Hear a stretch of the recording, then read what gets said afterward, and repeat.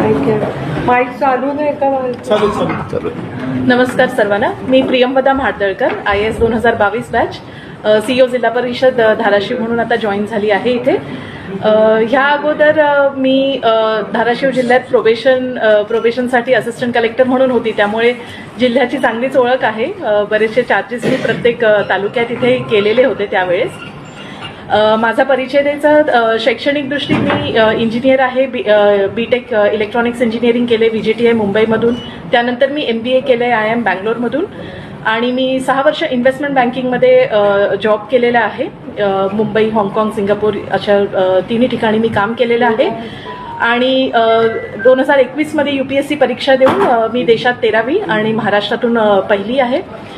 आणि सर पहिल्या तुम्ही सॉरी मी सर्व्हिसेस जॉईन केल्यावर मी धाराशिवमध्ये प्रोबेशनर होती. त्यानंतर मी मिनिस्ट्री ऑफ फायनान्समध्ये असिस्टंट सेक्रेटरीशिप केली.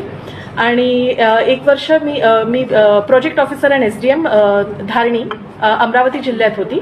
तिथे मेळघाटसारख्या चॅलेंजिंग एरियामध्ये मी काम केलेलं आहे. आणि आता मी इथे धाराशिवला जॉईन झाली आहे.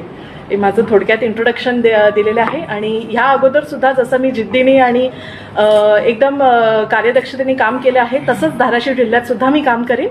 आणि जे काही ऑब्जेक्टिव्ज आम्ही आता डिस्कस करून ठरवलेत, स्पेशली हेल्थमध्ये, आरोग्य, शिक्षण ह्या विषयांवर जास्त भर राहील. आणि जिल्ह्याच्या सगळे पॅरामीटर्स जे नीती आयोग सुद्धा जे पॅरामीटर्स मॉनिटर करतात, त्या सगळ्या पॅरामीटर्समध्ये आपण आपला धाराशिव जिल्हा कसा आघाडीवर आणायचा ह्याच्यासाठी चांगला प्रयत्न राहील.